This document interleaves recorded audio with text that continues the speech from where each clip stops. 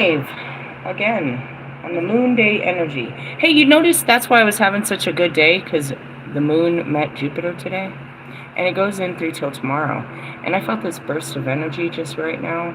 Good shit, bro. As soon as the sun goes down, get out of my way, God. Ha, let us play in the nighttime. Hey, what's up, what's up? I am the goddess of the moon, the high priestess Phoenix. I am your spiritual healer and teacher, shaman, seer, oracle, lightworker. Okay, give me a second. Starseed. Okay, Starseed. Earth Angel, Mystic, Medium, Psychic, Mary Magdalene. Witch, Yogi, Guru, Evangelist, North American Civil. I am your spiritual psychoanalyst. Oh, yeah, Krishna. Shit, I got a lot of downloads going on. Hold on a second right now. I am the dark goddess Lilith reincarnated. In order to keep up with me, you had to see my last video, what I posted in my community page and my shorts. Okay, wait, but what about Magdalene? Why can we never get to Magdalene? I'm never going to get to Magdalene. I'm never. In the essence, it's the highest level of light, dude. It's the hidden light. It's the hidden light. That's what got me pulled into Metatron's light, and right now we're about to, thank goodness, step out and go into Melchizedek. I spoke with Dan Chesborough today. Hey, get out of this. We're out of this energy. I told you it's a shift. I talked about Daniel Chesborough. How do you remember that? Because when it's important, I put in new memories, bro. I have a clean slate. We clean it out and we put in all spiritual goodness. Really? Yeah. What's the other memories good for? If I'm filled with nothing but pain and suffering, right? And I clear those memories out, I have plenty of room for new memories. I enjoy remembering something. Anyways, we talked about him earlier. And so I'm looking for, oh, that's where it was. I got a lot of downloads, obviously. I have like 4 books right here, and it started with him. What was it? The back of the goddess book. Back of the goddess book. Okay. We're going into all new teachings, sort of. I think sort of, not really for some people that have been around since the beginning. But that would be just the twin flames, to be honest, and their stalkers. Recycled energy, if you will. Okay. Let's start with the science of reincarnation. I kind of need to tell you his story, too. Son of a monkey. Hey, we're the monkeys. What it is I try to push it out real fast because I don't want to forget anything or leave anything out when it's all just, and it's all like flashing. Like, it's like, I don't know, bro. I don't know how to describe it. What did I just say I was going to get? Oh, yeah. Okay, I'm going to read the back. He's the last level of our archangels, right? This card is what I'm trying to say. And it literally happened. After I read this, I was guided to get this book, and there's another book that nobody's ever seen read. It's in there. It's called The Revelations of the Age of Aquarius. What is it? It's a story. It's not like what we read. It's a different type of story. And it's about art activating a huge... The picture. It was a picture, now that we're talking about Magdalene. It was a couple that got married, and the man had a vision, and he drew a picture, or he painted a beautiful mural of the love between Jesus and Mary Magdalene, and it started a revival. People could stare at this picture and have an unbelievable awakening. Is the basis of the story, and we never got past, like every one of our books, the first 4 or 5 pages. Why is it like that? Because it's a page turner in time. But all the pages are here in fucking Pandora's box, as I call it. Alright, so let's talk about Melchizedek. I'm just going to jump to the very bottom of this so you can have an understanding. I said earlier why my love life and my current life looks so mushy is because I'm jumping through timelines. And so when I get in a timeline, and that's, oh god, Black Terra. I need that too. Gosh! That's what it is. I've been digesting a lot of information, and then it just comes up. Why is it coming up now? We're on the cusp of Mars energy, so I have more energy, and it's just pushing out. Really? Yeah. Tomorrow's Mars Day. What am I looking for now? It's a goddess book, and it's blue. Thanks, God. There it is. I need to know more about my Black Terra. These are all of me. Really? More or less. Not every time I was in the body, but a part of my conscious. How does that work? Going back to my twin flames? It's too hard for you to explain. Anyways, I'm just going to try to bring you to right now. Try to stay present. To truly embody one's highest truth and light takes great courage and strength. When you step into this role, you become aware that you have a responsibility, not just to yourself, but for all life, to embody the divine in human form as the highest level of spiritual attainment we can reach while here on earth. As a Melchizedek soul, your task is to heal and integrate all of your lifetimes within this current lifetime and become one with your God self. Okay. Every time we die, there's things we wish we would have done differently. There's lessons we didn't learn. There's ties. We left people alone. We broke promises. We did stuff that we wish we hadn't done. And we go on to have another fucking life. Alright? Well, all of that shit accumulates in this word called karma. And that's what I'm here. One life. One very long life, but in the essence of how long, time isn't time. Depends on how you spend your time.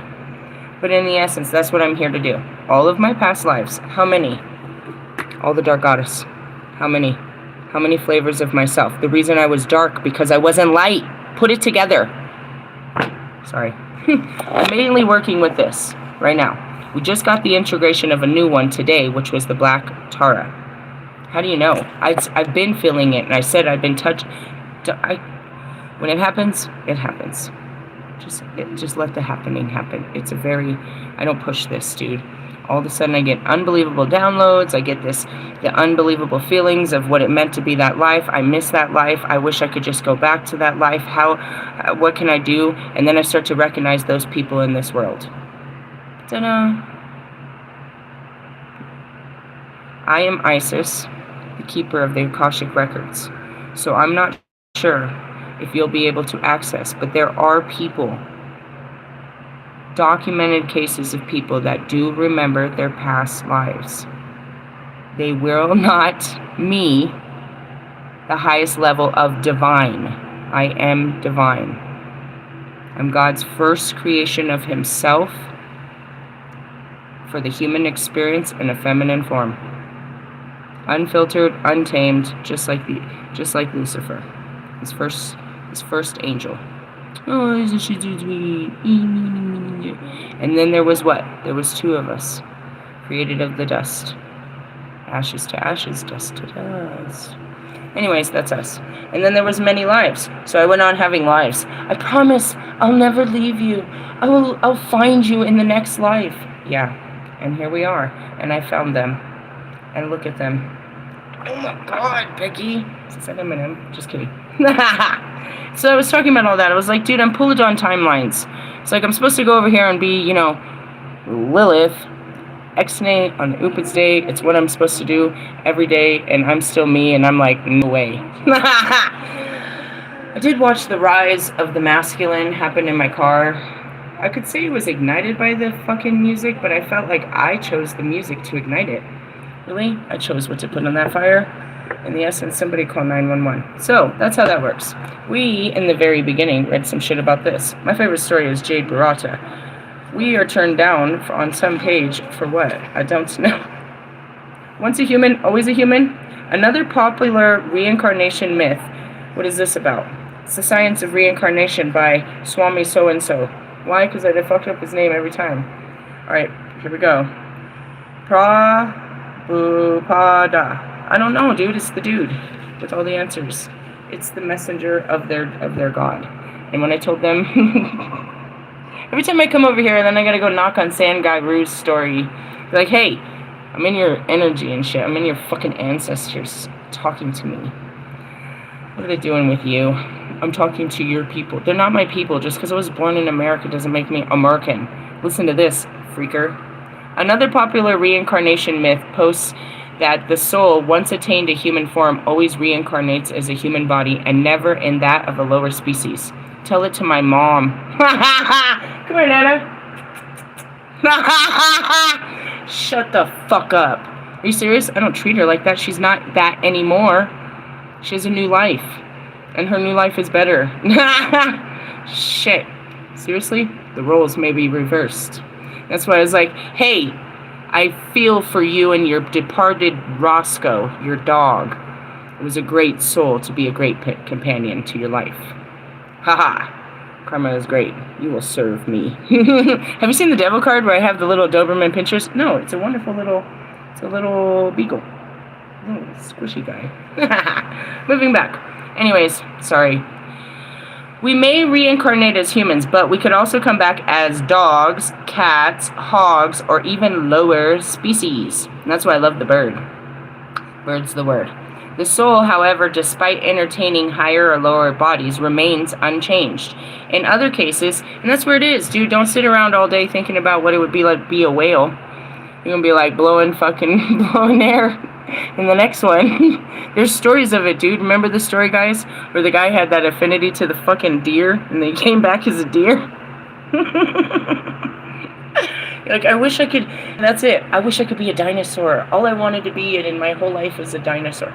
Dude, were you a dinosaur before and you just have the resonance of it? Because, will you be a dinosaur? That means they will put you back in a different time. Totally, whatever you want to do. Time is not existent. What role do you want to play to learn some hard lessons about existing on planet Earth? You want to learn what it feels like to be in the snow? Do you want to learn what it feels like to be in the ice? Do you want to learn what it feels like to be white, black, American, freaking Asian, Hispanic? What do you want to be? What do you want to be? You want to be a mermaid? Sure, why not? Me, I'm a Sagittarius. Half man, half beast. Put me in a woman body so nobody can tell. Alright, just saying. The soul, however, despite entertaining... the type of body it gets in the next life will be determined by the type of consciousness one develops in this life, and by that immutable law of karma. The Bhagavad Gita, which I have down there and we never read because I read it, they reference it in all the other books. It's like, fine, one day. I felt it yesterday, but not today. The most authoritative source book on reincarnation. Oh, I guess today's the day. Damn it, you guys. This happens all the time. I get blasted into a new level of teaching. That was that Hierophant card that I wasn't paying attention because the marriage word threw me off. I'm married to my work. I need to find... I'm taking downloads of fucking Isaac Newton, and now I gotta go into the Bhagavad Gita. Because Isaac Newton knew about the end days. Same as Enoch over there. Big fucking Metatron. You serious? Yeah, I can't talk to your grandma right now. Maybe learn how to take your own messages from your dead people. I'm too busy talking to ascended masters like myself. If you motherfuckers don't ascend and come down here and master this shit on your own, you baiters. Darth Vaders. There's only one of me. There's many of them. Anyways... He came in many forms. Fucking God.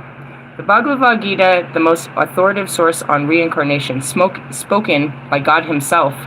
God, you in there?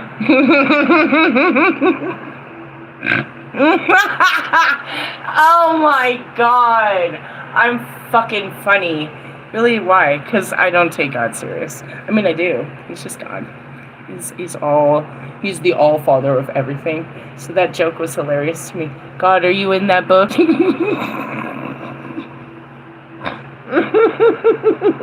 Why is it so funny? Well, first off, yeah, he's in the fucking religious book.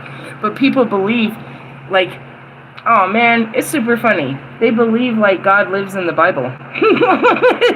Or in their Quran. Or in their... I want the fucking Talmud and the fucking Zohar in English text, please, because I don't speak at that language.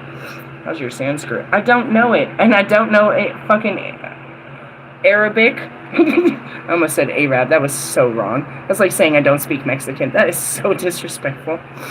I don't know Japanese or Chinese, because apparently they're different languages. I don't speak the tongues, God. Come on. So you have the serpent tongue. Get in my face, God. Quit making jokes. Are you in there? That was a funny joke. That was a Halloween joke. Hey, God, are you in that book? We have a fun relationship. People hate that. I hate it too, bro. Sometimes. God never lets me go. Alright, anyways. It was spoken by God himself.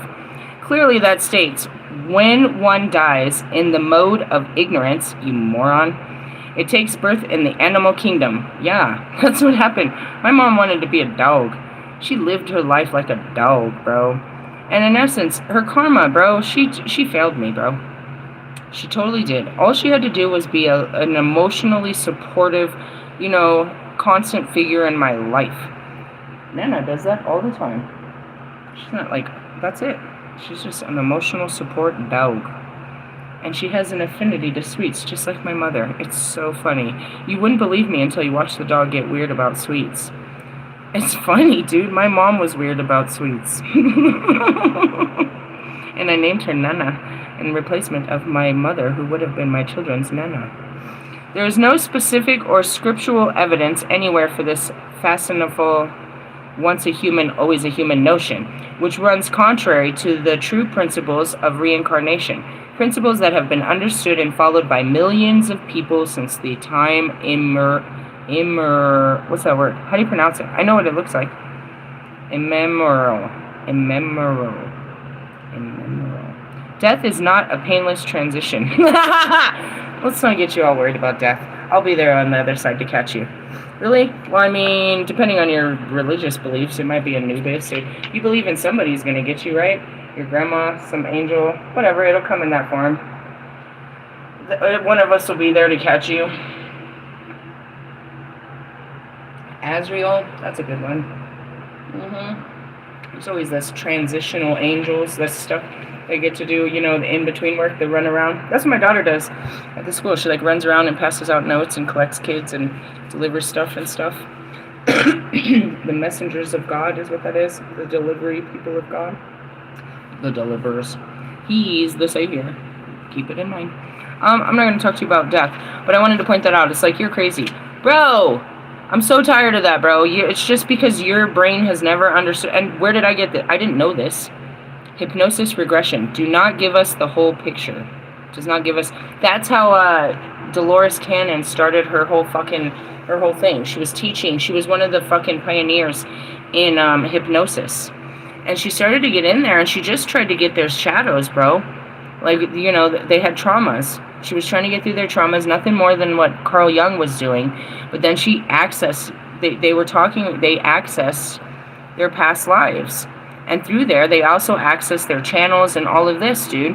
So that was a whole part of it. And that's what happened with me. I mean, ultimately, in a quick amount of time, using, I go back to the mushrooms. The mushrooms were used to keep because I was taking very small doses, seriously, with pudding in the morning, and then I would just go do everything in the day, and then I would take another small dose in the evening before I went to work and stuff.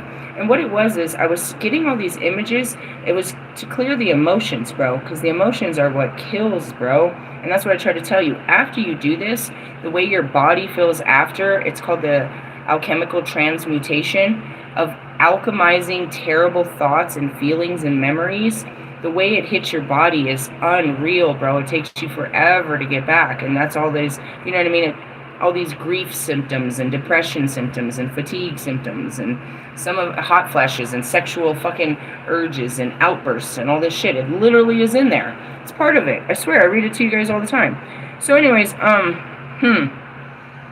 after you eliminate all of this shit, dude, and you start clearing your pathways, your mind is more open, you're more receptive, you're not carrying a repetitive memory that you're running from. You're not carrying repetitive thoughts. You're not carrying these overwhelming things, and you start to become more sensitive to other things. Now, to say that I didn't have a sense of, we called it the sixth sense, or I had the gift of discernment, is what it was called, the patriarchal gift of discernment. It was identifiable through the church that I had a higher knowing, which was just some kind of, you know what I mean? It was none of the connections, no. It was just a intuition, a really strong intuition. I could read people like crazy. I could read situations, I could see things and stuff like that, but I didn't have a connection with the spirits. That came after the awakening, right? So honestly, I mean, I know people do mushrooms and, you know, do psychedelics to get into that mind state. But I'm trying to teach you, and it's kind of, you know, it sounds counterproductive when I tell you I started in that way, but you need to understand how they're using them in these clinics. You're not going to go into one of our mental health clinics that is legal here in Colorado, and they're going to dose you high enough that you're going to see something you've never seen before. That's not the dosages. They're only giving you enough so that you can just talk about what you're currently seeing without it killing your chest, that you can't even find the words, and you're sobbing, and snot is just coming out of your face because you're just stuck so deeply in a memory. It takes off the emotional spikes, and that's what they're using it for. But recreationally, people used to use it to have an out-of-this-mind experience, where they would get to a place of kaleidoscope, where they were just seeing shapes and colors and flowers and shit like that. They were seeing his language. I can pull out exactly what they were fucking seeing. And you don't want to, I mean, you can, but in the essence, is like, that's like going to fucking yoga, people. They go there to have this, and same with church, I suppose, which is just absolutely addictive and just not real. It's not authentic. It's temporary. They were seeing shit like this, bro. This is sacred geometry, the cards, right? They were seeing shit like this. And they're fucking, you know what I mean? They take a trip of acid, and they were seeing shit like this on the fucking walls. They all describe shit like this, bro. They'd see shapes, they'd see things, they'd see their grandparents, they'd see weird things. Freak Show told me he saw something where he went in a church and had a talk with, you know what I mean? I don't know, his dead mother or some shit. I don't know. He had this whole freak out. He's like, I don't do mushrooms. I was like, okay. You know what I mean? They see weird shit. They see this shit. This is the type of shit you see when you're sitting with him. It's a kaleidoscope of weird shit. I ain't doing no mushrooms. I ain't doing shit. I'm sitting here being fed all this information from a certain level of conscious that I'm accessing just having a cigarette sitting outside. Seriously? Yeah, bro, and I'm trying to make a language. What the fuck is this? I ain't never seen no shit like this before. So yeah, they do shit like that to get that, and that's specifically what Wolfman was doing, is accessing it by ritual use. So, you know, now we have it medically where you can use mushrooms for that, and that's why they call them magic mushrooms. They're used for a lot of things. We can pull out the cards and I could teach you all about all the different uses for them. But there was other herbs that they did that. And especially tobacco. That was what's being pushed around that peace pipe, but also peyote and marijuana, right? So all of that shit, I don't know where to get peyote. They took it away from everybody. But in essence, it was another way to connect. Stuff like that. There was always connections of just being outside, though. That's always been traditional. So there's altered ways of, you can alter your ego to have a temporary experience, which is a human having a spiritual experience. Or you can clean off your human experience and be where I am, where we're going to move on to next. The whole spirit trying to have the human experience one more time with the knowing before. Because when you're doing these lives, you don't have the full knowing of who you were before. Not like I do. Not like this. And that's the grand awakening. That's the cool thing about this time, is being able to be awoken. Not everyone knew. Not everyone could. And that's just us. So, I need to get to none of these books right this minute. Give me a second. How many books you got? We got 5 so far, and I'm going for a 6th. So we're going to be here a while. Take your bras off, undo your pants, grab you something. I have to let it flow. Where the fuck is my Dark Goddess book? It should be the most friendly book, but yet the Black Arts is here. Oh, it's right here. Right in front of my face. I've never got to the back of this book. I was supposed to do it like 2 weeks ago, and we got trapped in reading all the stages again. Okay, let's see. I want to see if Tara's in here, number 1, 2, and 3. No, we're not bringing in a Nana. Morgan, nope. Ron is still there, nope.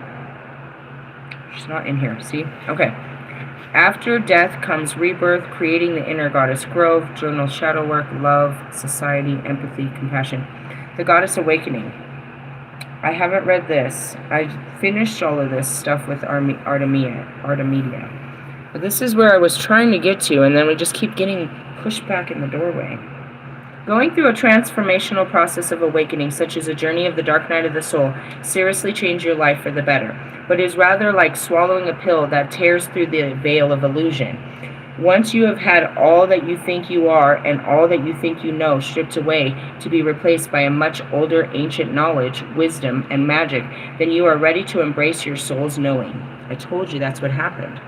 Little by little, I would go back and see how I thought about things and erase that and tell myself to think differently.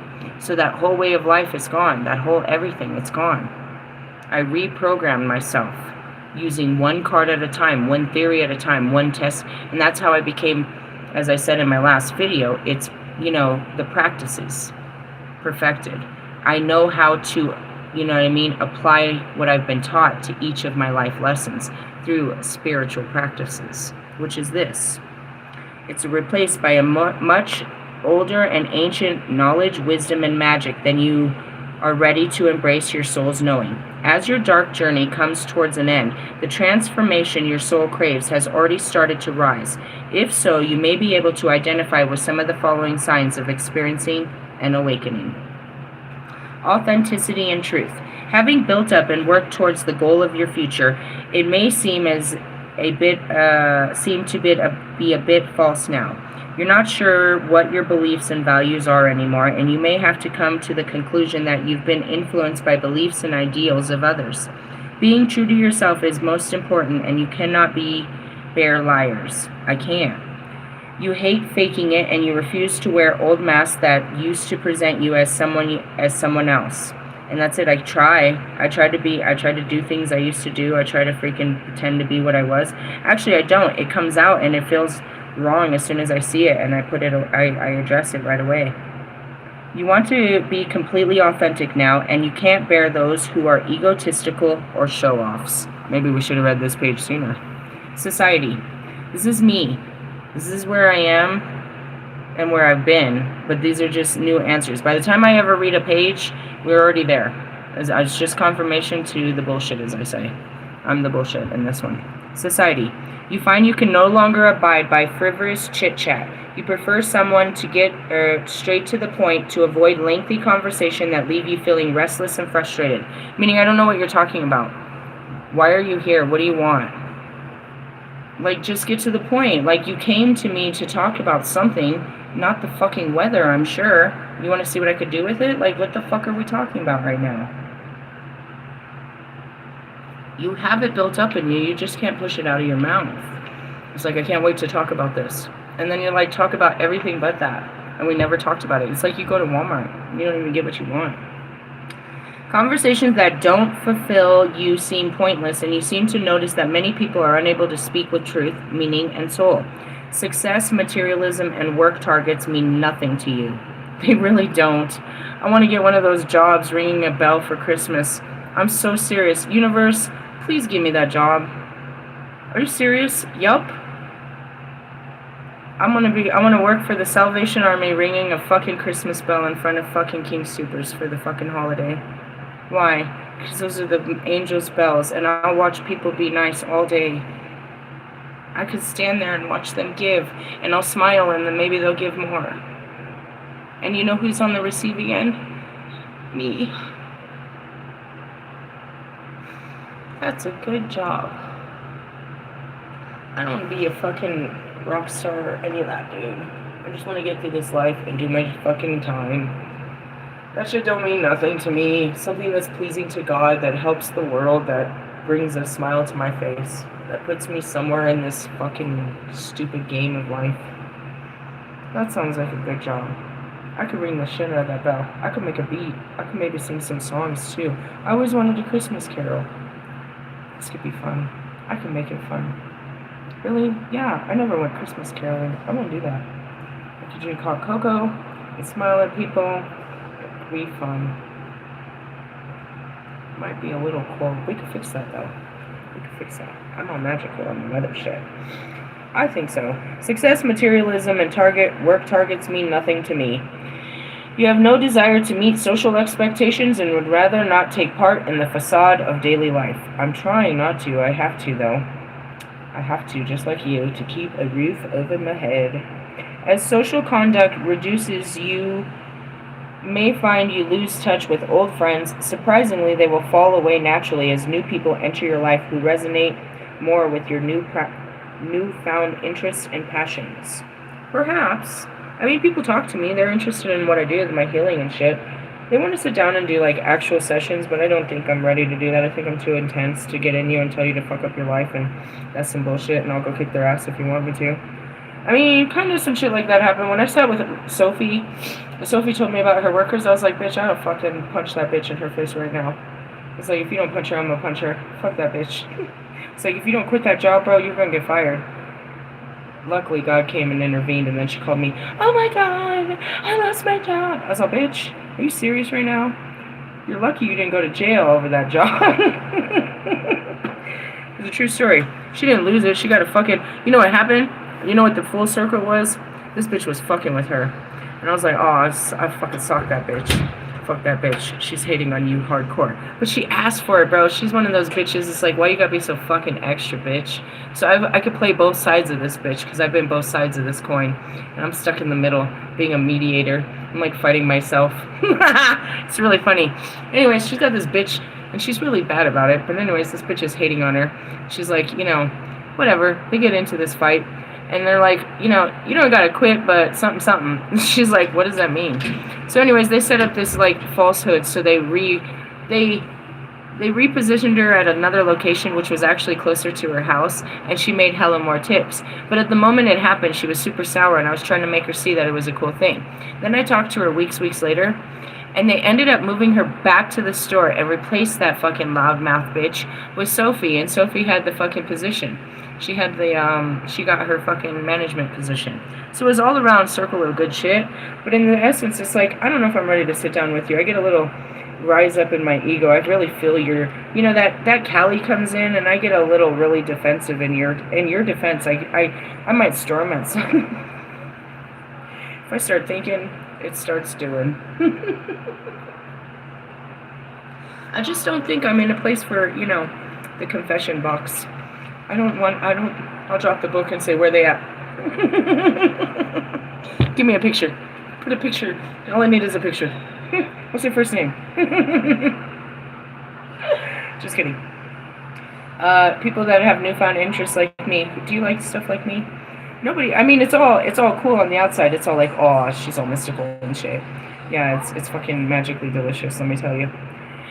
Until you try to have a real life in this. It's like, why can't I just be like Merlin or any of my other selves where I had like a fucking temple in my name? Listen here, Templeton. Empathy and compassion. As you awaken, awaken, so too will your empathy, and you will find it hard to cope with the intensity of your feelings. Did you see me cry? Shed a tear. Intense, dude. I have intense feelings. I want to put them on you.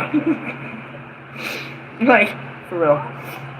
You find you've developed a deep compassion for others as your attention is drawn to perceived afflictions of the world. I know I'm drawn to your darkness. You hurt. I hurt for you.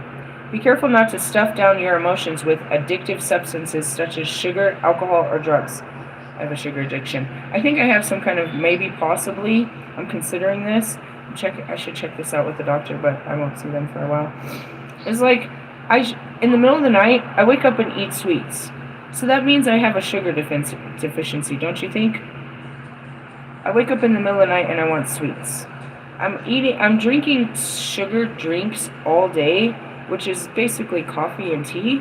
I got a Coca-Cola at the moment. So I might be addicted to sugar. And I might have a deficiency, because if I don't have caffeine, and I might just be the sugar, then I get migraines. I was raised on it. I can guarantee my mom put Coca-Cola, probably Dr. Pepper, because that's just the worst, in my bottle. Probably. She's not the best mother. Try to observe whether your feelings you are experiencing are yours, and if not, ask the unicorns to light up those people or situations who need healing. That's where it is. I can't be thinking about you. I get all sad thinking about your life. Your life sucks. I don't like to do that. I don't like to sit around. I don't daydream about you. If I get stuck in your energy, I'm all upset about it. I don't want to be in your life. Your life sucks. You're somewhere over there, sitting on your phone, watching one of my videos, or thinking about me, or da-da-da-da, daydreaming on me, and it gets pulled over to you, and I'm just sitting there stuck in your awful feelings. Because you ain't saying shit. You don't say shit in the astrals, or in the fucking real world. You ain't saying shit, motherfucking energy. Anyways, alone time. Whereas once you have been a party animal and the center of attention, now you prefer to hide away. Craving solitude is a natural part of the awakening as you start to experience the introverted side of your nature. Time alone is just what your soul craves as you enjoy the silence of your inner sanctum. Meaning and purpose. Endless questions about your life purpose arises, and you may begin to read spiritual and self-help books to feed your soul. Sudden concerns about completing your destiny has priority as you take steps to understand the reason why you were here and what you were born to do. Having worked hard for years, moving on, to get qualified and build your career now feels insignificant to you. Dude, I did so much, bro. And now I'm like, I mean, that's what it is, bro. I was such the baddest bitch. The baddest bitch. I worked so hard to have such a bad life. And you're like, you gave that up in the name of God? I sure did. And I fucking documented the whole story. You guys are gonna love it, dude. You're gonna love it. Anyways, yeah. That's how I got here, bro. For real? For real. For real. It doesn't mean anything. You no longer feel fulfilled or desperately crave something with more meaning. Something that satisfies your soul. And that's all I said. What am I looking for? Something that satisfies. You may, and it's a heart's desire. I can't even tell you. It's not in my mind. I can't see what it is. I can feel it. You wish to make a difference in the world, and your job is just not cutting it. And that's where it is. You become, I don't know, a fucking warrior, dude. That's what it is. It's like you're out here to, your fucking mission in life changes, bro. Everything changes. None of that shit matters anymore. Nothing matters anymore, bro. You're no longer part of the matrix, bro. Negativity. Although you may have once enjoyed a good gossip in the past, I know, Marshall, let's burn them. You find it almost impossible to join in such conversations. You understand that the karmic law that which goes around comes around, and you wouldn't wish to harm on anyone, whether it's verbal or physical. I have to watch my words a lot. I was going to make a joke about what could happen to Wolfman in the jungle, and I was like, don't you dare say that.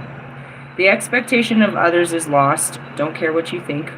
As is your interest in conflict and drama, and you refuse to engage in anything that causes negative outcomes. Typically, but because God has me the mouth, the whistleblower, there's a lot of that. It doesn't cause a negative outcome. It causes a very silence, dude. I don't go in there, you know what I mean? I don't know. You are more able to observe your own flaws, and you are doing your best to keep your opinions positive and upbeat. And that's where you just catch your mind thinking some stupid shit, and you're like, no, what the fuck am I thinking? Why do I got an attitude towards this person? Why am I even, who cares what about this person has brought this feeling, and let's go deeper. You're just a trigger. You're just like I don't know, the pop can, or the top of the pop can. You have to, you know what I mean? You have to open the pop can to get to the good stuff, right? So that's you. You're this. You're that little top. I don't know what that is. This is you, whoever you are in my real life, right? And you're gonna blow my top, and I'm gonna get down there and see all the good shit that's down there, which is what? A bunch of sugar and gas. Oh, and maybe some cocaine. Just kidding. It's a joke. Negativity, anxiety, and depression. Often the shock of so many rapid changes can leave you feeling rather unstable. Yeah, because it's constantly developing. You're starting to move with the energy constantly. So like you're still, even if I say still, it's not still. It's constant flows and fluctuations, bro. And it gets obnoxious after a while. It's like, I'm getting fucking motion sickness. You haven't gone anywhere. Dude, do you know what's going through me and around me? And that's what it is. Like, oh my god. Periods of depression and bouts of anxiety are absolutely natural as you adjust to the new you and completely different ways of you view the world. No, some of these, dude, end up in so suicidal thoughts. Like, I'm like, I just want to die. I have no idea what they're going to throw at me tomorrow. And, you know, what I thought today is not tomorrow, and I don't even know what tomorrow looks like because I lost my mind. Really? Oh, man. And that's where it is. It's like I'm in between, bro. If I don't ground into one of these timelines, it's going to get, it's just, oh, Jesus. Intuition. As your energy levels rise to the highest frequency of light, you start to become aware of your inner voice and begin to trust it to guide your decisions. That's it. And I mean, it's not that you don't have ideas. Like and it's just like, it's the willpower, number one. Knowing your willpower. Are you feeling your spirit willing you to do this? Is it pushing you to do something? Today, that was pretty awesome what it pushed me to do. I was just sitting there, and all of a sudden I was like, I asked somebody if I could use their computer because the other one was down. They're like, no, go talk to Mario. But when I walked in, she was talking about, we have Halloween costumes. I was guided just towards her. No, she asked me. I was just kind of wandering, to be honest. It's like, who am I supposed to ask for one of their laptops? I just need a laptop for a minute.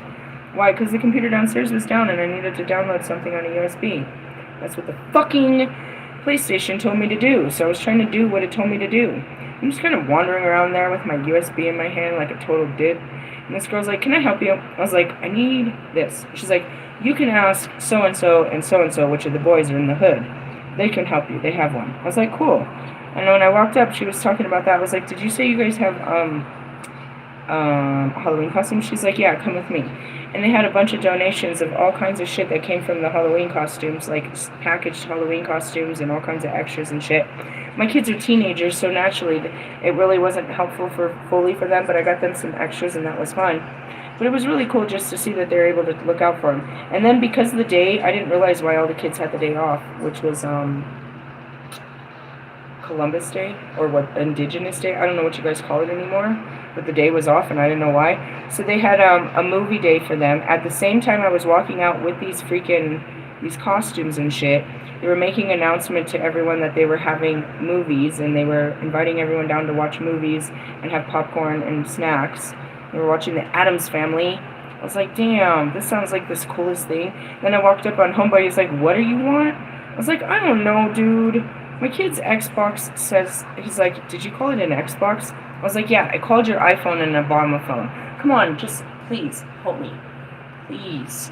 I said, what is going on? I was like, my kid's PlayStation says something, he needs an updated version. I said, just update it. That's what I said. But he didn't have it connected to the internet, and I don't know how to get to that screen. He's like, oh, okay, you just gotta hold down the button and then it'll pop up the screen. I was all, son of a bitch. Well, thank you. And I took my little fucking USB and my costumes and my little everything and I went upstairs. And that's where it is. God puts me at the right place at the right time. Like this morning, I told you, that was magnificent. I was like, I need to make a doctor's appointment. I called, they were like, we have an opening at 10:50 today. Are you fucking serious? Is it Christmas? Is this my birthday? I'll be there. And then I got there and it was all great. It was all groovy. Just that. You just listen to your heart. You don't really do whatever your mind says. It comes up with ideas, but you gotta let yourself be guided. And it'll just draw you. It's like, where are you going? I don't know. I just got a feeling. I gotta go outside. It's time to go outside. And you walk straight into some shit. Really? Yeah. You become drawn towards eating a cleaner, healthier diet, such as one is plant-based, and find that your intuition really starts to hum as your energetic vibration heightens. I don't know about all that. I know that I crave different foods that I didn't crave before. I wouldn't say that I went plant-based. I never did that. I tried to do it for Lewis. I bought this burger once at my old house. It wasn't the best experiment of my life. I am drawn to a lot more vegetables and fruits. Does that count? I don't know. Not really. I mean, I try different foods, but I'm not plant-based. I haven't given up. I did, actually. I gave up a lot of meat. Well, when we started eating out of the microwaves, we definitely gave up a lot of different foods. But, no, not really. Synchronicity. I started eating fish, something I never ever did before. Not really. I ate like a can of tuna like once a month or something. I was never into fish sticks. I've eaten fish a couple times.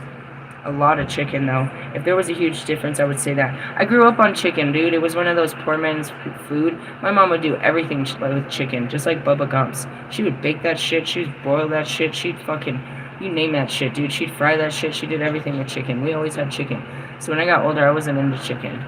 That, and it was one of those things, if you don't cook right, it's all pink and you'll die. You're gonna get Ebola and die. Or what is it? Something else. Synchronicities, serendipitous occurrences, and deja vu experiences increase. Notice, confirmation, signs, symbols, and omens that represent themselves and signposts to direct you in life. That's how I see all the codes. I see the signs.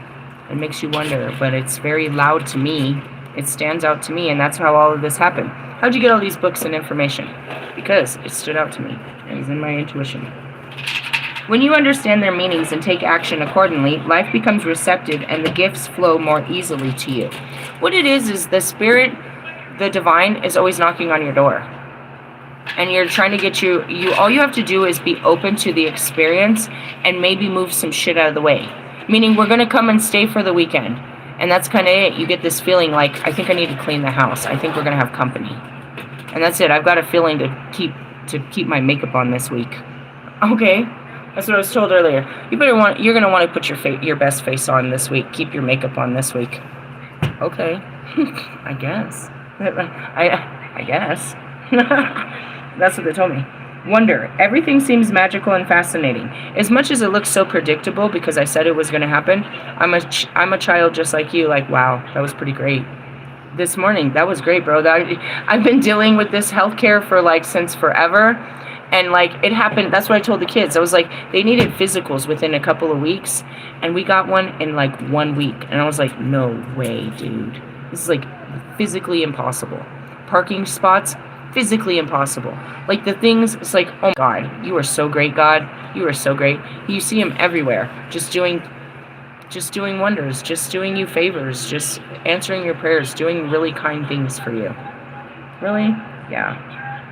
Sudden miracles are everywhere, and you feel the joy from the simplest of things as you embrace the wonder of life. I gotta be honest, that shit that happened with Bobby, that was wondrous. I was just sitting there, and he called me out of nowhere, and was like, this, that, and the other. I was like, is this shit for real? And I just sit there really calm, I expect this to fucking burn out, before I had to, really get up off my ass, and it was really happening. It's okay, I guess it's really happening. And that's where it is. It's I manifest. Is this really happening? I don't know if this is real. Seriously. Now it goes into love. And there's 5 pages of it. No? Well, a lot. It's a whole chapter on love.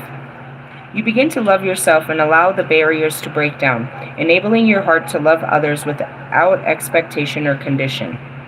You saw that over the video. I still love him. I just don't know how... Where am I supposed to go from here with all of this information? It's a do not go forward until the process. You know what I mean? It's this, something good has to come out of this. That was an overload of information. I told you these fucking twin flames, you get close to me, it's too much. You take an inch and you're pushed back 10 miles. 8 miles. It's a good joke. It's a good joke.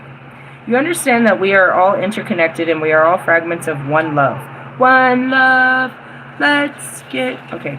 And you wish to help make the world a better place for you and for me and for Michael Jackson and everybody else on the other side. You want everyone to understand and feel the wholeness and yearn to make the world a better place. That's all I said since I got out here. I'm going to save the world, you guys. I can do it. I just need these 12 twin flames to wake the fuck up, and they can help me change the world. They're not waking up too quickly, though. But I've been manifesting it. It was God's plan, because I would have never came up with no stupid idea like that, and I would have picked better people. I would have picked people that at least believed in God. There goes Jesus. Jesus is on my ass with the 12 disciples when I said that. I had the fucking Last Supper right in front of my face. They were all at the table looking at me like, what'd you say? Don't make me turn into the old me. Dude, he was safe in the hood. He was safe in the hood. Jesus was safe. The very people that they condemned, bro. The very people they casted out. The sick dudes, the fucking people that were that were possessed. People that were crippled. People that had awful diseases and shit. He healed them and they fucking sat there as an army, as protection. It was like the army of the dead. And there was more hate, there was more of them, there was more of the Gentiles than there was of the Jews. He was turning the Gentiles.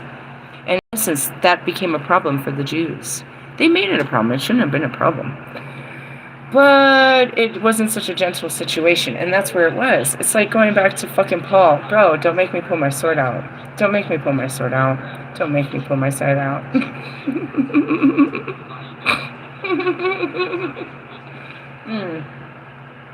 Anyways, yeah, I'm on a mission to save the world. And I have all of the Ascended Masters here to help me. And they're going to take over your bodies.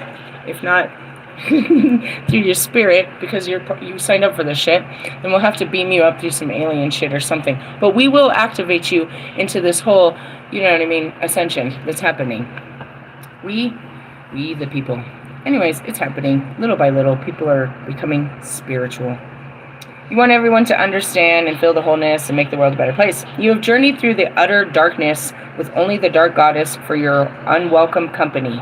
I mean, nobody else was there. I recorded it. There was a bunch of these fucked up versions of myself in there.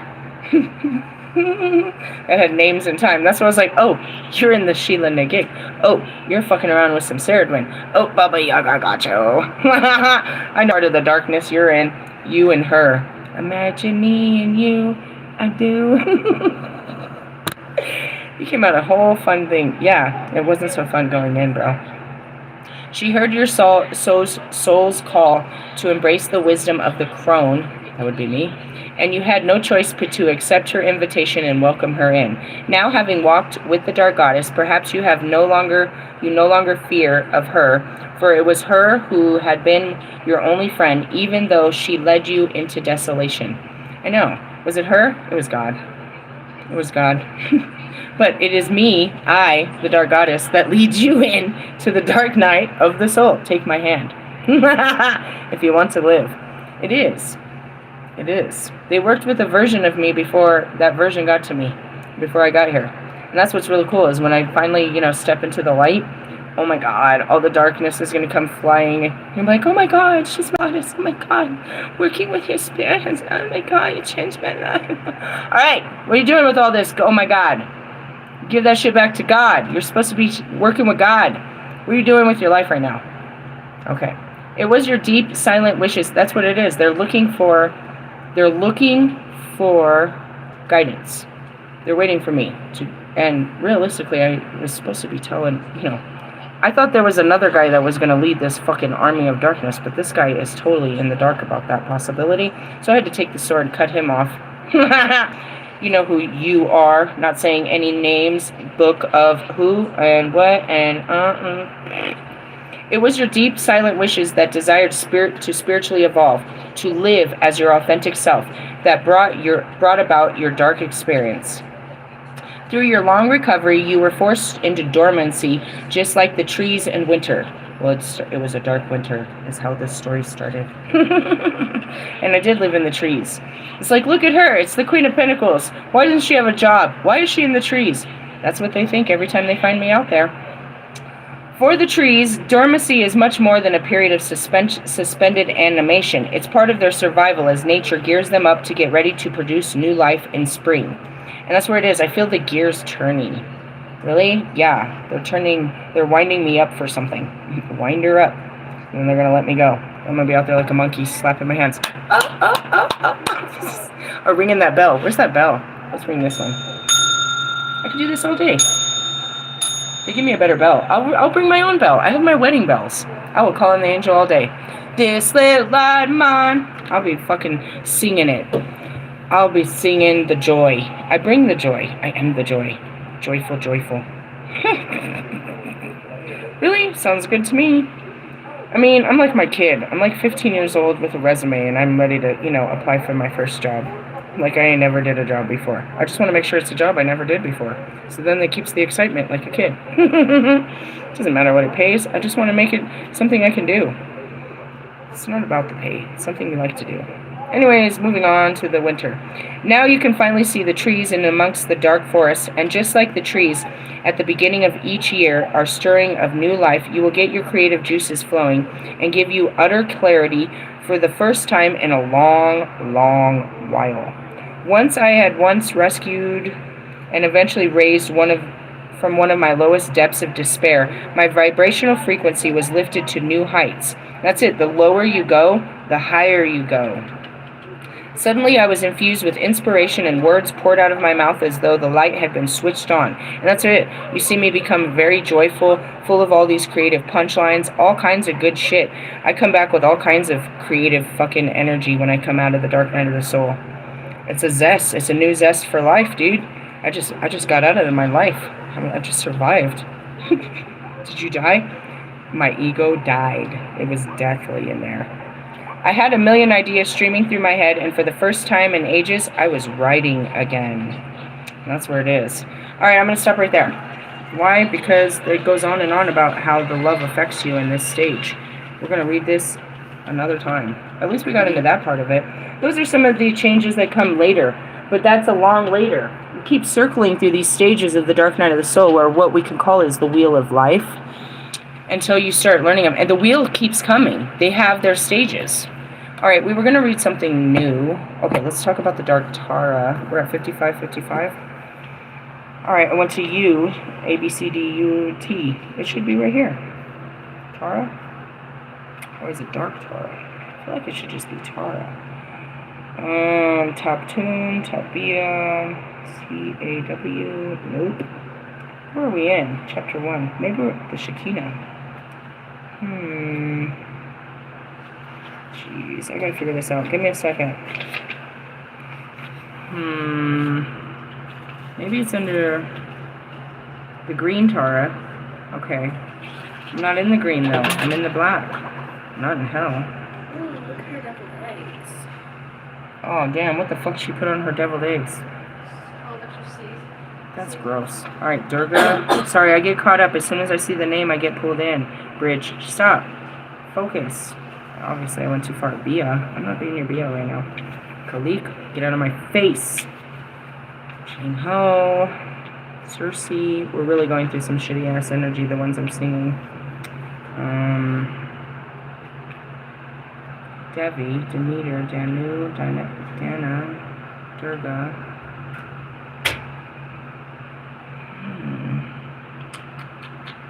Well, let's, I guess, go to the green Tara. That doesn't seem right. How could they leave out so many? Because they're under the Devi. Alright, let's just read it. Where are we at? We can figure out why I'm in there as soon as we figure it out. It's just another color, but I didn't assume that. I mean, I guess you gotta go through the black. So where was that? A, B, C, D, E, F, G. Isis. Juno, not Ishtar. That's not a good one either. The Tibetan goddess of compassion, the goddess Tara, is worshipped in many forms throughout Eurasia. Where is her card? Give me a second, guys. I'm in something.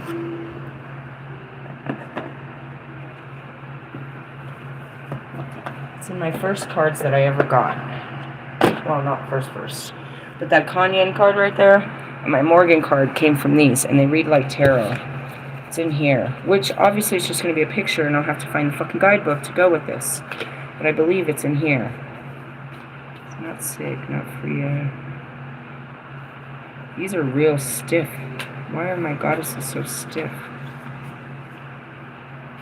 Spirit cards here. That's not. I'm sure it's in here.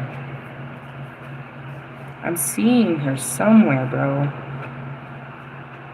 And I didn't read her in those cards, so it's got to be in here. I don't have many goddess cards. These cards are not, they're like really Tara.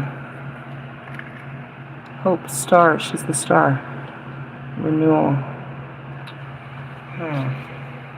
Underneath is Saraswati, which is the High Priestess. Alright, let me see. Goddess of compassion. The goddess Tara is worshipped in many forms throughout Eurasia and the Hindu and Buddhist tradition. The green Tara is the mother of compassion and guards against natural disasters. She spiritually nurtures humanity, and that's what I was telling you about. the weather. Relieving suffering and misery in relation to world affairs. And that's why I'm here to change the world. The green Tara teaches self-mastery through meditation and diligent work.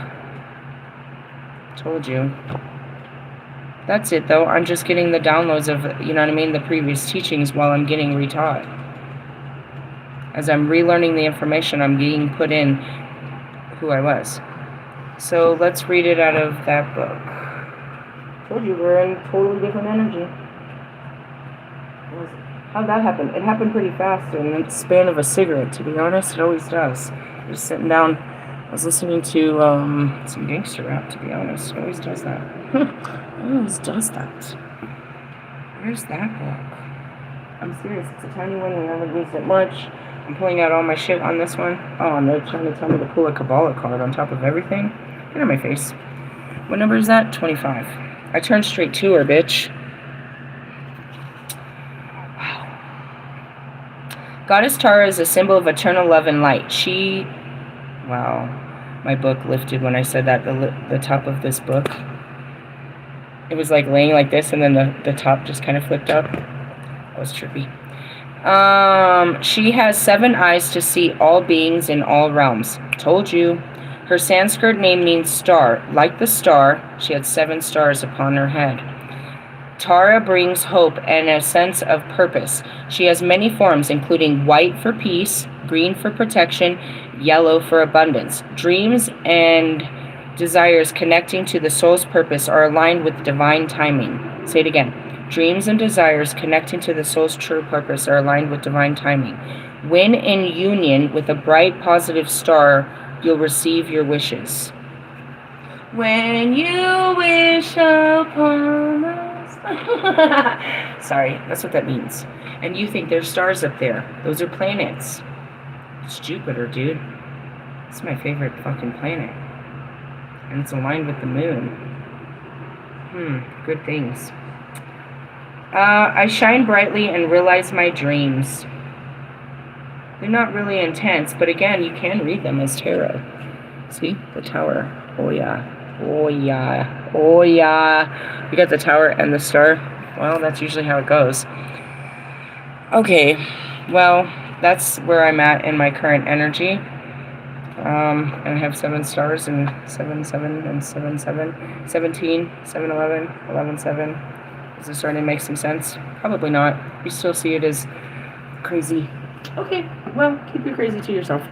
Let's keep moving on. We're reading only new stuff. So we went through this and we didn't find shit on Tara. Other than that, and then we could go through here. Now, there's attributes. We can learn the attributes. I can learn all about myself. We can learn about it. We can learn spells for it, like the elements, who does what and when. Llamas. Let's go ahead and do this. We're going to Samhain. October 31st. The horned god passes from one world to the next and patiently awaits his rebirth. The goddess, as a crone, again prepares her birth for the horned god. I'm getting ready. At the year's last, this is what I said, we're supposed to be making babies during this. At the year's last harvest, we're called to take account for all things received in our lives. Samhain is a time for deep reflection, inventory, blessings, letting go, trust. While cycles near completion, we must find the will to release the things in our lives that no longer hold bearing. In this release, through celebration, we will hope to reach divination. I said that earlier. It's like, is that all you ever say? It's all I ever read. It's all I ever do. I don't know why you don't want to do what they say. So then you have the Wheel of Year. So during this time that we're going into, and it shows the goddesses that rule over, which is the energy that rules over this time. Not Litha, not Llamas. Where are we at? We must have missed it because this must be Yule. Samhain. So we've got a lot of them. Aaronhood, Artemisia, which is a good one to be out because that's in the light. We got Baba Yaga, Bab, which is part of the Black Tara, the Blue Tara, Kalik. See what I mean? I'm not just entering one field, I'm opening up. Oh, God. I'm going to explode with light. That's all I can say. What do we got? Kalik, Sarah Dwin, Circe, Diana, Durga. Arika Shigo, that's a very dangerous one. Hecate, Hel, Hera, Inanna, Ishtar, Isis, Kalima, Lamia, Lilith. This is all of us during this time. All of my dark sides are present during this time. You guys should just stand back. There's a lot of healing to be done.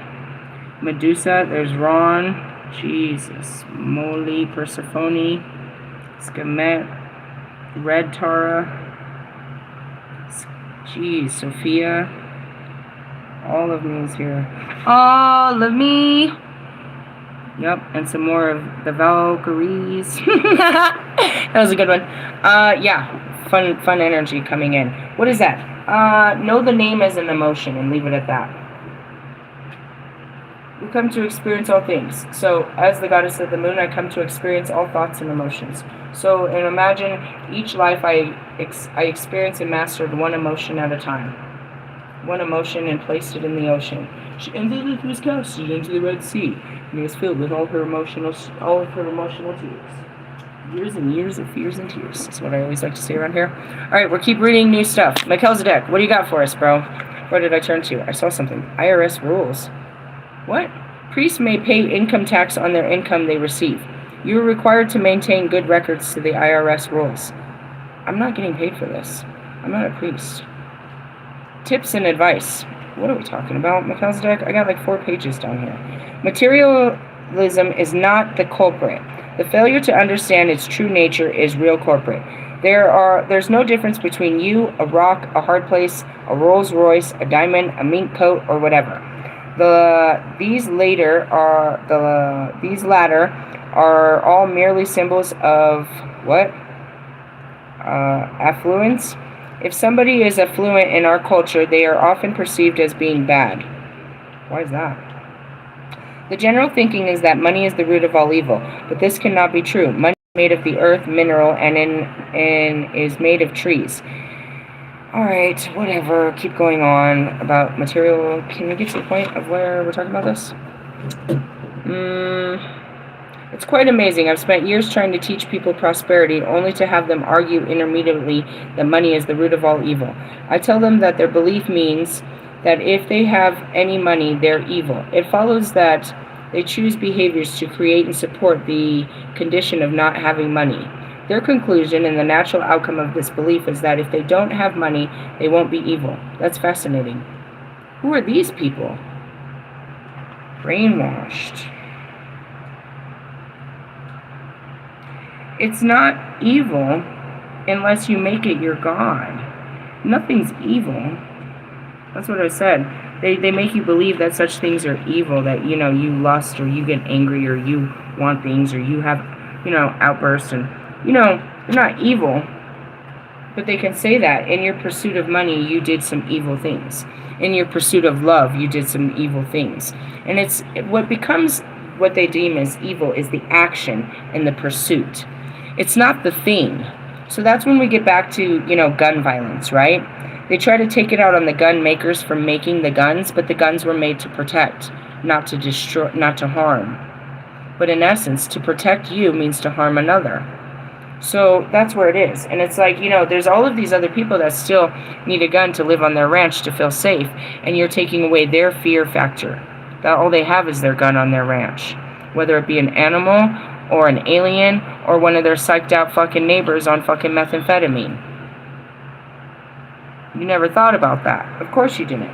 You see these kids using guns as weapons to hurt, to hurt each other, and you forget what they were actually made for, and you go after the whole making of what it is. Right? So something like that, something simplistic. Right? So we can look at things and see that we can really weigh them out and understand how people get pleasure from them, but we can also see how this can be harmful. And, sit down with both parties and just, have a talk about this. Realistically, I don't think that, I don't know how to say this kindly, I don't think every American needs to sit there and bear arms. Not that you don't have the right to, but I think that you all have a right to be afraid, and that's all that means. And you can get as offended as you want, but if you own a gun, it's because you're afraid. That is for protection, unless you're hunting. and then you're still afraid. You're not out there, you know what I mean? You're not out there, wrestling fucking beasts in the night with your hands. And that's what it is. So it's like you have the right to be afraid. You have a right to protect yourself from your fear. But in your fear, that gives you the right to kill another just because you were afraid. It gives you the right to take life. And that's where it is. It's like these rights weren't really written right. And that's where there's too much wiggle room. And so they did make it too easy for anybody in America to get a gun, because they wanted you to, it was your right to be protected. As long as you didn't have any criminal offenses, why shouldn't you be able to own a gun to protect yourself in the crazy world we live in? And that's what they're always on their, Capitol Hill screaming.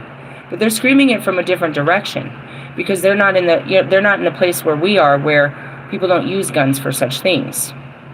You know what I mean? You go down to the South and you really see that they wear them, in a different manner, where it's not concealed and it's not the fear. So in that, you go into, as they would say, the North, the Yankees and shit, and we don't wear it. So when someone pulls out a gun, automatically you're about to get shot by the police. You know what I mean? Whereas down there, they're used to, seeing you and your weapon and this and that. But it's all of that. Why do they have all that? Protection. If you always leave your house with a gun, you are always anticipating some kind of fear. Can't leave home without it. Meaning you're always waiting for some moment that you're going to need that motherfucker. Better to have it than not need it. Why would you ever need a gun in your car? Where did your imagination take you? You saw something on TV, it happened to you, will it happen again? This is my way, I'll kill somebody. That's what that means, bro. I don't give a fuck who you are. Like, I'll kill somebody. If you have a gun, your intention is, I'll kill somebody. If I have to, I'll kill somebody. Do you have to kill somebody? Who you gotta kill? That's your imagination running super wild. If there was anybody that should have guns, it should be people that live in cities. Because there's people literally breaking into their cars and into their fucking apartments and into shit like that. You know what I mean? And in the essence, they're fearful. So it makes them feel safe to know they have a weapon to fight back. You know what I mean? And I just want to point out, my whole trip through all of that trip, I didn't have a weapon. I didn't have anything. I had like a screwdriver and a hammer, and I had like nothing. If anything was going to happen to me out there, I was at the victim of, God. It's like, you didn't have a gun, you didn't have a knife, you didn't have mace. No, I don't anticipate terrible things happening to me. But in the essence, at the same time, it's like I'm not putting myself, not to say that I'm completely above and people ask for that shit. I'm just saying, dude, they'll tell you that, like,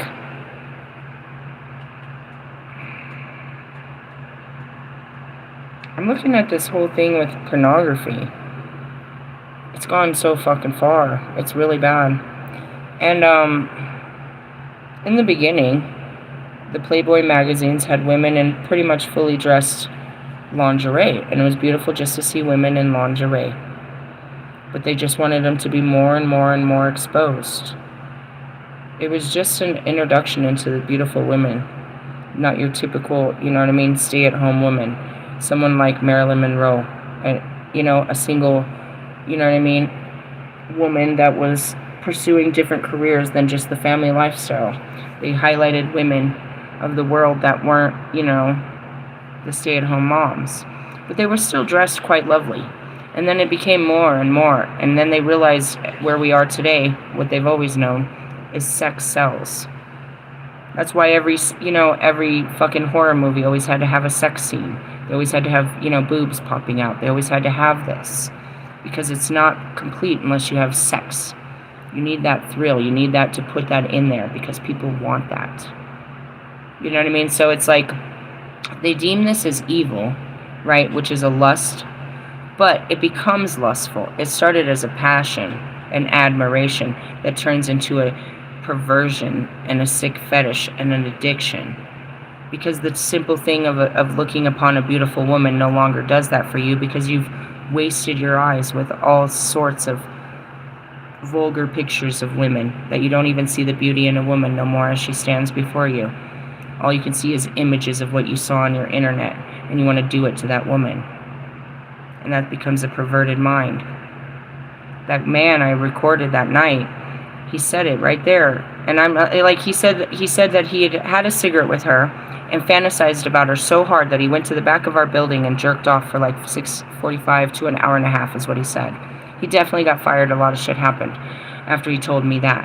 And that's it. I'm the whistleblower. She didn't know how to respond to it. She has trauma responses. So he's literally telling her that at 3 o'clock in the morning, and I walk up into the conversation and bail her out and go deep into his psyche. And he's like, as I'm sitting here, I'm thinking about sucking on your titties. I'm completely covered in a sweater, and I'm wearing a muumuu type jammies underneath my hoodie. Like, how is he even seeing? He can't even see them. But he's fantasizing about it right this moment. And he starts to go on and talk about it doesn't matter if it's an 85-year-old woman. He sees a woman, and he sees her in the position of the image that he's seen, that's in his head. He puts this woman in this position. She never was. And if you saw my homegirl, you'd be like, what the fuck? You were jerking off to her?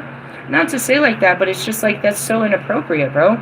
Like, it's not like she was out there, you know what I mean? Like, in the essence of the Venezuela girls that are out here really sex working, it's like, I could see if what you really, you saw one of those girls and was jerking. It's like, you just have no control. And that's because it's unfiltered. You can go back to your 0 level of tolerance where you've been cut off from women, so then when a woman walks by, you'll have a full appreciation, you'll actually smell her perfume. You'll actually notice the color of her hair. You'll start to see things other than the body parts. It might take a lot of rehabilitation to get those images out of your mind so you can actually see women in their true beauty instead of in, glorified forms of lust and disgust. Where, a woman can walk by in a fully clothed dress like myself, and you find it absolutely sexy in comparison to the girl that's got her titties hanging out and her fucking dress is riding up and you can see her butt cheeks. If we're both standing together, which one is beautiful to you? And that's it. You can't, you know what I mean? Are you seeing the difference in us or what you would do to either of us? That's uncontrolled thoughts, bro. You shouldn't be seeing women like that. That's perversion of the mind based on imagery that you've been feeding it. You see that you're supposed to do this with women. You see women acting in such ways, and you try to reenact that in what should be loving, intimate relationships that turn into trashy, toxic, fucking, you know what I mean? Internet porn. Can I get an amen? Amen. There's lots of these things, they were created in the best of nature that turned, human nature turned it into something, defiled the shit out of it, and now we call it evil. Something like money. It's like the way you guys worship money is just fucking evil. It's like, how can you fucking put something so, in such, like, how can something rule your world like this? Money makes the world go round. That's an absolute lie. To say that the world won't turn if you don't got no money in your pocket is a lie. You're just too afraid to see how it turns as the world turns. Daytime television. I'm a kind of burnout. Melchizedek, we're not going to talk about evil money issues. And it's not about that. It's like, it's cool to have it, but not to use it as power. Use it as purpose. You were blessed with purpose. You know what I mean? If you're the highest ranking country, and that's why they always come to America. We are the bailout to every country, and you guys get mad at us. We just print it, bro. What's the problem? We print it, and we keep a fucking record of it called a deficiency. And then somebody like fucking Bill Clinton comes and erases all that. Really? Yeah, we just print money. We just print it. So all the countries come to us and they need our help. They need our help with all of their problems. We're the most fortunate. That's what that means. It's not supposed to give us power. It's supposed to give us purpose and the ability to help those around us. And you just get to sit there with the pocket and say, we shouldn't be giving, obviously there's been a huge audit since since Trump got in there. And he's eliminating all the fucking weight, all the fat. Because he's trying to get that deficit down. He came in with a whole, he came in with student loan interest, and he's not interested in this. Somebody's going to pay this off. We're going to pay all this off, and we're going to give the Americans money, because they love when I do that type shit. We can't do that. We owe too much money. Well, somebody's paying for this. Start charging China and everybody else. We've been helping them out for a long time. Somebody pay this bill. Pay the bills, plus interest. Somebody pay the bills. And stop fighting Israel is what I saw today. What is he doing now? He's a busy guy. He really takes his job very serious. He's trying to change the world. His version of change the world versus ours is quite different. But let him, because he's in the most power, he has the most effective change at this time. We'll let him make his changes, and then we'll decide what changes need to be made after he changes. We all change our underwear when he's done. So that's it. Now, the guys on the other side and the people on the other side, they have a soul recognition that there's something special about our meeting and our connection. Some of them, you know, Russ seems to have a lot higher knowing of our psychic connection, and he's real tight on that shit. He loses it as I go to the light, and that really pisses him off. But when I'm in my dark, he could probably, I don't know how strong it is, because mine is very strong. So if he has those abilities, then that's pretty cool. But the rest of them, nah. They're kind of like, you know, dipshits to the whole thing. You know what I mean? When I showed up in fucking Wolfman's DMs and hit him up and shit like that, he blocked me and thought I was just a fucking spiritual weirdo. Oh, you get a lot of these, huh? Yeah, they swear they're my soulmate. Really? Maybe you shouldn't be putting your soul out there and they think that you're their mate. Just kidding. In that essence, he didn't understand, but he has a full understanding now. He's starting to. And that's what it is. It's like, I'm sorry that you don't know and that I do know, and that's the curse of knowing. Once you get the memories like I did, that sucks. That sucks. The person you loved with all your heart, you spent a whole lifetime with, is standing across from you and doesn't even know who you are and is rejecting you, acting like they've never met you and they want nothing to do with you. What happened to that soul promise, soul tie? You fucking sucker. That's where it is. It's like, damn. You just sit there. Imagine. It's like Steve Rogers, bro. You came back to life. You were frozen. You come back to life. And they don't even know you're there. Like, you just, like, woke up in somebody else's body. I woke up in Chris Brown's. I wish it wasn't. It would have been cooler. More like Little Dicky over here. That's it. I don't care if you don't understand. I understand what I'm here to do. And it's been written and I'm doing the shit. And if you don't want to get doing it, then don't do it. But that's what's going on. So going back today, I'm stuck between timelines. I've got different timelines pulling on me to jump on this timeline. They both, I mean, at this point, because the karma's cleared, they both end happily. That's the thing, is like, I have a happily ever after waiting for me. I just have to specify. I have to really hone in on what I want, and because I'm being torn by my, you know, my parts, they need to align. And what's for my highest good, not my lowest vibrational wantings. I like you. I want you in a very low vibrational way. Do you get it? Just kidding. No, but then going back to this weekend, it showed so much growth. I was really considering marriage, bro. Like, not the Constitution, but an actual, all right, let me figure this out. How can we live together? How can this work? Like, I really did, instead of just fucking, oh my God, slamming the book, like it almost happened today. It happens a lot around here, especially on a fucking Monday. Let my mind take over this. Let my mind start trying to think about a future, and it starts brewing up the past, and I get freaked out. Nope, it's going to end like that, and all this, and oh no. Today was us freaking about meeting the family. Real fears, coming out of nowhere. Why? Well, it's better it happens here before I freak out when I meet the family. We wanted you to be mentally prepared for this. Who's prepared for this? I wasn't prepared for this. Just breathe. I'm gonna just turn off right now. Fucking shit. In the essence. I couldn't get away with stealing her husband without meeting her. Oh God, my life is so complicated. Why is it like this? Lilith. Lilith was in love with a man that she gave up, and then God gave him another woman, and their love kept going on forever, and they had secret love affairs for like 350 fucking years. Really? And then he left his wife. That was after they had their cursed children.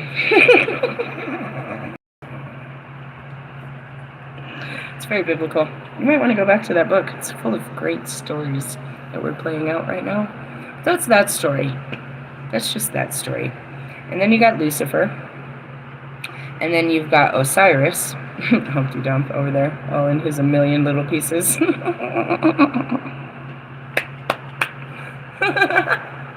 love him. Stupid ass. I don't think I'm going to save you. I'm going to let your brothers tear you apart this time. You're not powerful until they bring you back to life. You failed to realize that last time. You became the god of the underworld. Bro, you didn't do anything. You just died.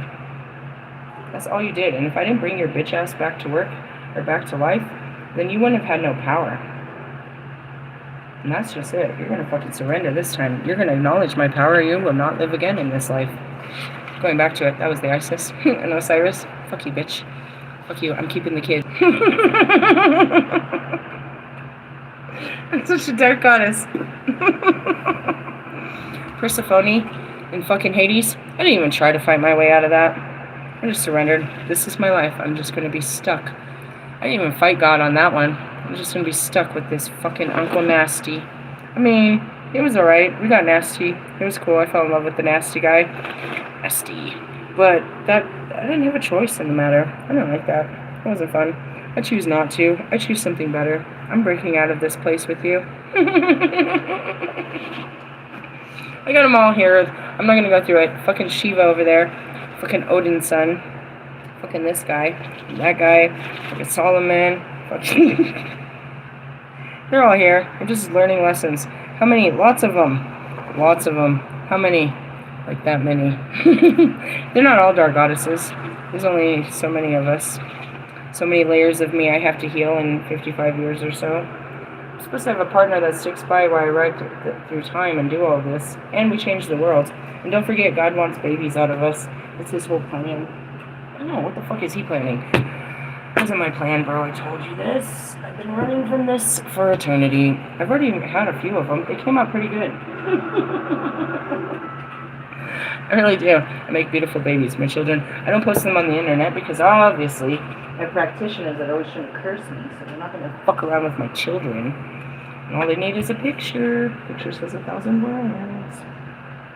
Anyways, so I don't do that, but I feel like, I wanted to spend the last of my years doing something better, but he says it's going to be a great experience, and we have to believe in his plan on our lives. Try not to fight that. I've been fighting that. Trust me, I'm like freaked out about it again last weekend. I don't want to have a baby. I don't want to make me do it. It's nothing bad about it. It's a beautiful joy of life and all of that, and it's the explosion of wonderfulness and shit. It's just like, damn, I just didn't have a wonderful experience. All right, well, we've talked for an hour and a half, and I gave it all to you. What do I give to you? The past, the present, and the future. I showed you a bunch of books and stuff. We talked about reincarnation. Yeah, you might come back as a dog if you keep acting like one. That was a good one. Really? I tell people lightly because I don't want them to think I did it to her. And I don't want... And again, that's another thing. You're crazy. Okay. It's like, dude, everything I say you can't believe, so I just chose not to even fucking tell you because you just can't believe it. It doesn't matter if I believe it, bro. I mean, I do. After I read it, I believed it. I was like, oh shit, this is for real. I would have never believed no shit if it isn't for real. And that goes back to the card yesterday, the Hierophant card. Don't be talking to spiritualists that don't got no power, bro. That just close your eyes and read a confirmation. Read a fucking card that just has a plain message across it. Oh, this is their message to you. My message is to fucking wipe his dusty ass off. Who's Melchizedek? He's part of the Ascension. He literally is. I just put his book away. He teaches you all of that. Alchemy, all of that. Reincarnation, all of that. And I guess we're working into the Bhagavad Gita, too, is what we're starting. Really? Oh, God. None of this had anything to do with Mary Magdalene, I just want to point out. I said I was going there for Mary Magdalene. We're going to get to her, dude. It all ends with her.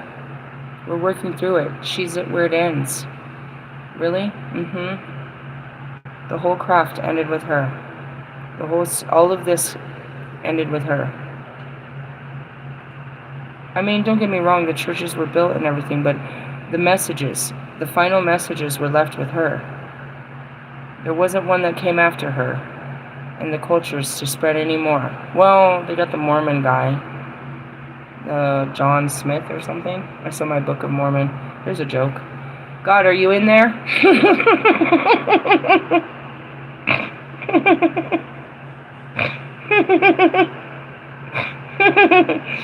Oh, dude, Mario came into the house to set up the Xbox. Dude, see, I keep doing it. The fucking PlayStation. Why can't you call it the right name? It's reprogramming, bro. I never had one. I just keep calling it what it was. Why didn't you never get one? I don't care. I don't care. How about that? I don't care. Any game you play on that gives me motion sickness, and I don't care what that thing does. I don't care of all the wonderful things it does. I know it plays movies, and that's usually pretty helpful if I have one.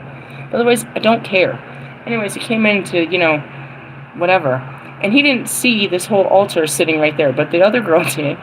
He didn't see any of this. And then we come out, and she was talking to me, and I was like, yeah, I pulled the cards. And he's like, you do cards? He's like, yeah. He's like, oh, I don't do that. I'm not into that. I don't mess around with that. You didn't just see my whole altar? You didn't see Jesus Christ at the altar? He didn't see any of it, dude. But after that, he thought I was all cool, dude. Until I said that. He didn't even see he was standing in the gateway of heaven and hell. He didn't even notice. She did. She knows what I do up here. She probably, because he had to bring a female staff too. Multiple staff if you're coming in the room. She knew. I want to go up there. She knows what I do. So yeah, she wanted to see it. It's for real. I pack it up in a backpack and set it up at on all kinds of sacred places and hotels and wherever else I be, living out of my car. I pull it down and pack it up.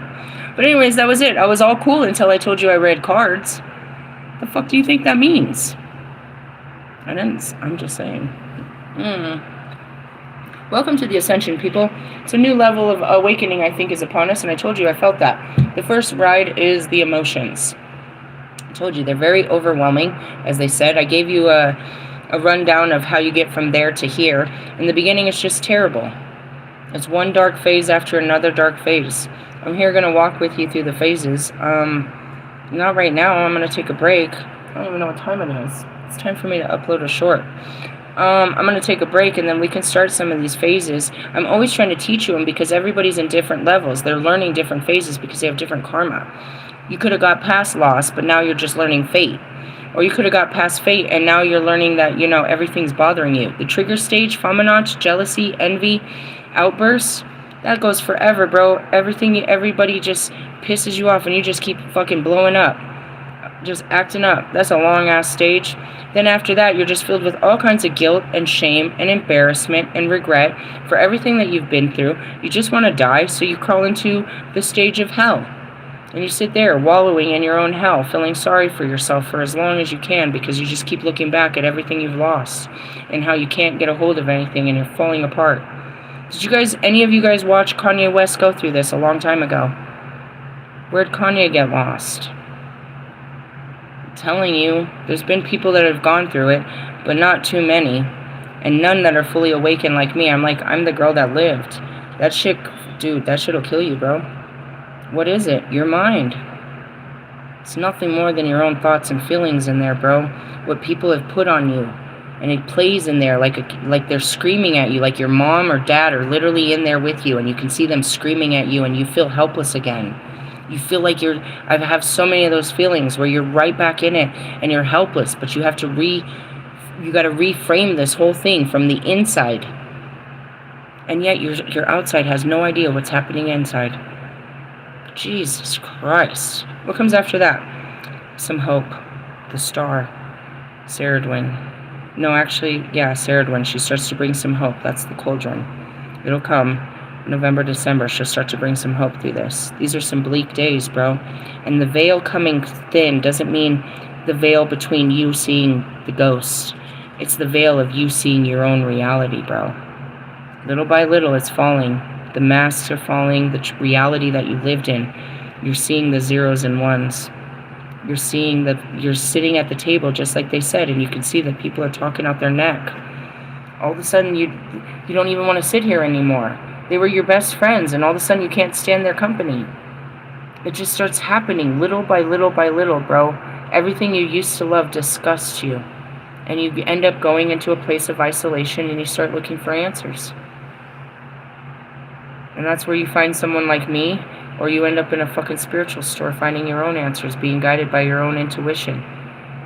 Certain words stand out to you that are making you look into this area. Some people start in the green works right away. Some people start, they don't even know what a chakra is. Some people go guided straight into crystals. I learned it all, bitches.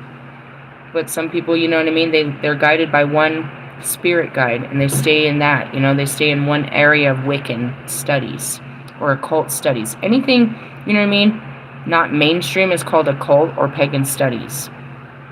A lot of people are looking for peace, so they gravitate towards Hindu and Buddhist beliefs because we know those to be a peaceful culture, right? So a lot of them go into that, but it's holistic medicine. You're trying to find peace again. You're losing your sense of reality and your sense of peace, and you're looking outside yourself for alternative ways of coping.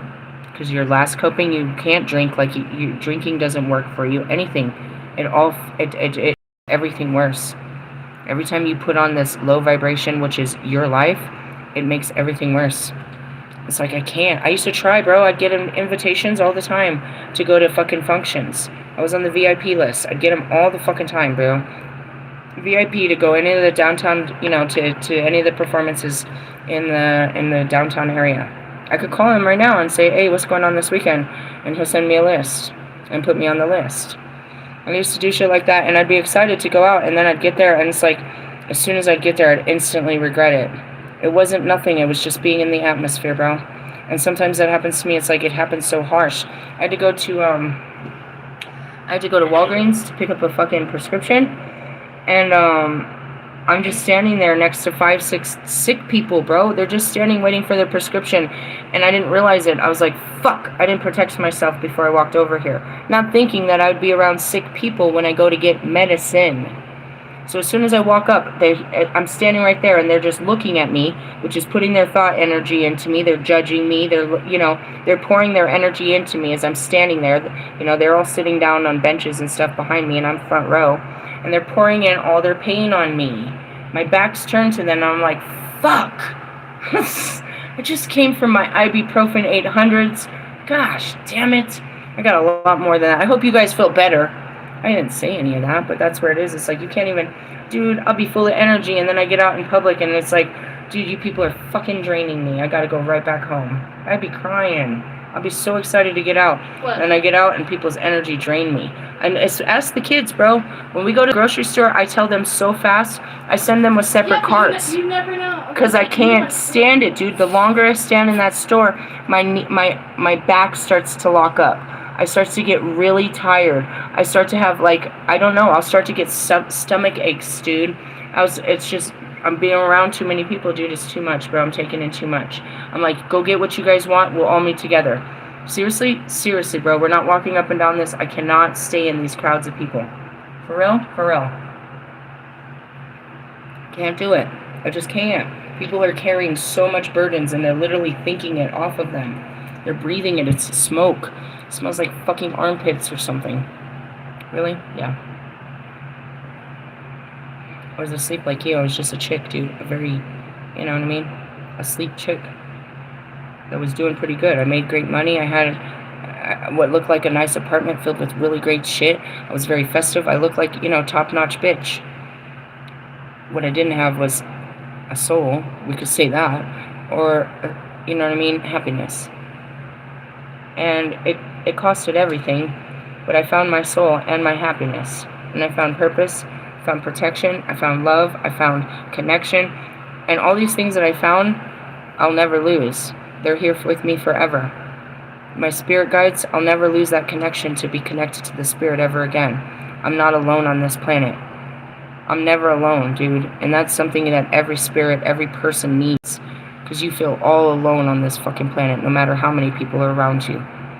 There's nothing worse than feeling alone. But having those spirits to keep your spirits high, Jesus Christ, it's the best thing. I have a great job to do.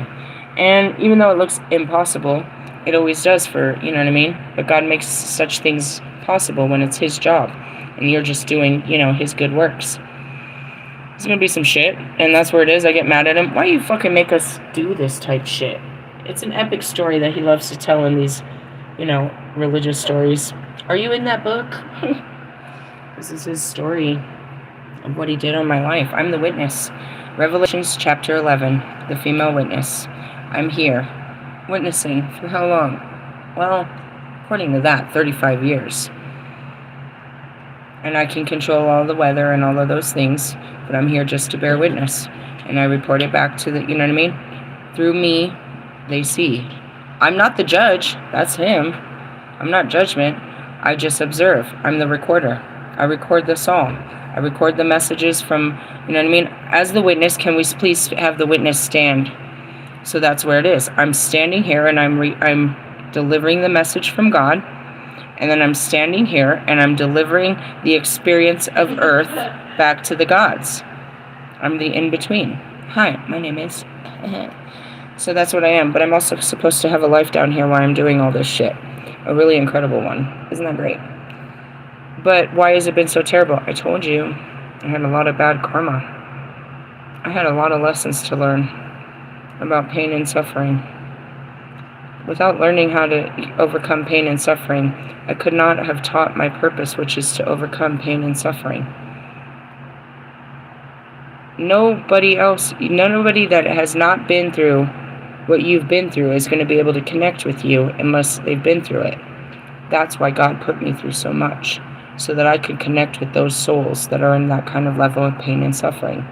I had to experience what they have experienced to be able to speak to their hearts. That's it. I had to. My pain had much purpose. And there's still some great stories to come, I'm sure. But that's what it is. And it's like, well, why aren't you rich and famous and all that? Did you not hear? Are you not listening? Is that what you think life is all about? Dig deeper, friends. Dig deeper. So anyways, yeah, we're moving on into more energy, and we'll see what tomorrow brings. I love you guys, and I will talk to you. Hopefully no more tonight. My eyes feel heavy. I feel like I unloaded a bunch right there. And that's pretty much it. I took in all this information real quick. Just sitting there. I'm getting all these downloads. You need to do this, and let's talk about this, and this, and this, and this, and this. So then I get up here, and it all looks like a bunch of chaos to us, right? But it all made sense, didn't it? It did. It did. Hey, I love yous. Laters. Bye-bye now.